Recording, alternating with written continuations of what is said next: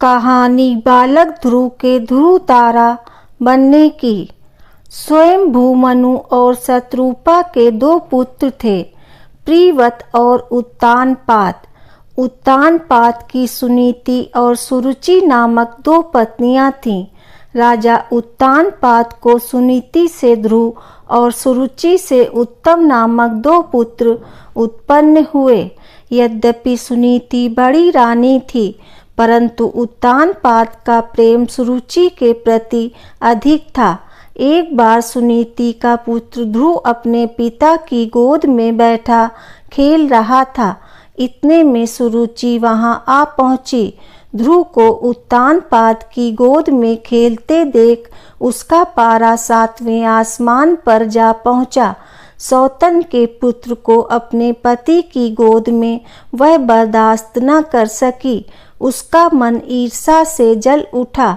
उसने झपट कर बालक ध्रुव को राजा की गोद से खींच लिया और अपने पुत्र उत्तम को उसकी गोद में बिठा दिया तथा बालक ध्रुव से बोली, अरे मूर्ख, राजा की गोद में वही बालक बैठ सकता है जो मेरी कोख से उत्पन्न हुआ हो। तू मेरी कोख से उत्पन्न नहीं हुआ है, इसलिए तुझे इनकी गोद में या राज सिंहासन पर बैठने का कोई अधिकार नहीं है।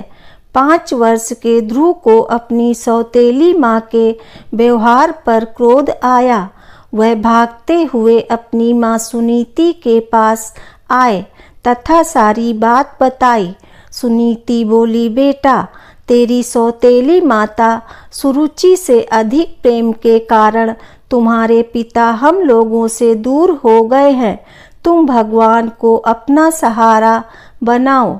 माता के वचन सुनकर ध्रुव को कुछ ज्ञान उत्पन्न हुआ और वह भगवान की भक्ति करने के लिए पिता के घर को छोड़कर चल पड़े। मार्ग में उनकी भेंट देवर्षि नारद से हुई। देवर्षि ने बालक ध्रुव को समझाया, किंतु ध्रुव नहीं माना। नारद ने उसके दृढ़ संकल्प को देखते हुए ध्रुव को मंत्र की दीक्षा दी। इसके बाद देवर्षि राजा उत्तानपाद के पास गए। राजा उत्तानपाद को ध्रुव के चले जाने से बड़ा पछतावा हो रहा था। देवर्षि नारद को वहां पाकर उन्होंने उनका सत्कार किया। देवर्षि ने राजा को ढांढस बंधाया कि भगवान उनके रक्षक हैं। भविष्य में वह अपने यश को संपूर्ण पृथ्वी पर फैलाएंगे।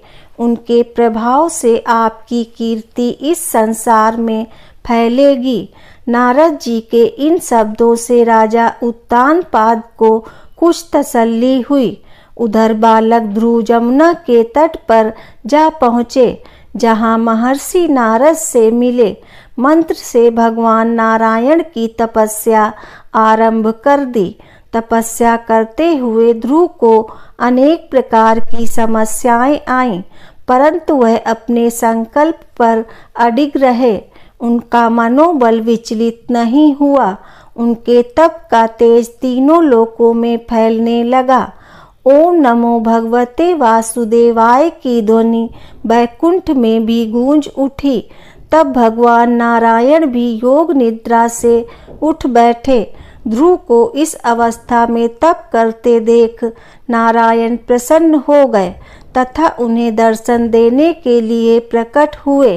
नारायण बोले, हे राजकुमार, तुम्हारी समस्त इच्छाएं पूर्ण होंगी।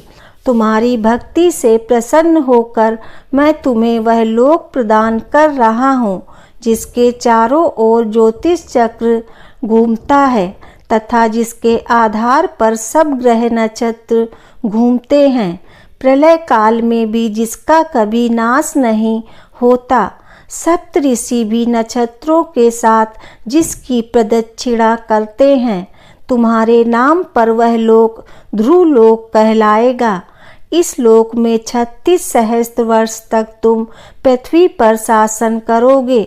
समस्त प्रकार के सर्वोत्तम ऐश्वर्य भोग कर अंत समय में तुम मेरे लोक को प्राप्त करोगे। बालक ध्रुव को ऐसा वरदान देकर नारायण अपने लोक लौट गए। नारायण के वरदान स्वरूप ध्रुव समय पाकर ध्रुव तारा बन गए। दोस्तों, आपको ये कहानी कैसी लगी कृपया कमेंट करके ज़रूर बताएं। वीडियो पसंद आया हो तो लाइक करें और आगे की ऐसी ही कथा कहानी एवं जानकारियों को जानने के लिए चैनल को सब्सक्राइब अवश्य करें। धन्यवाद।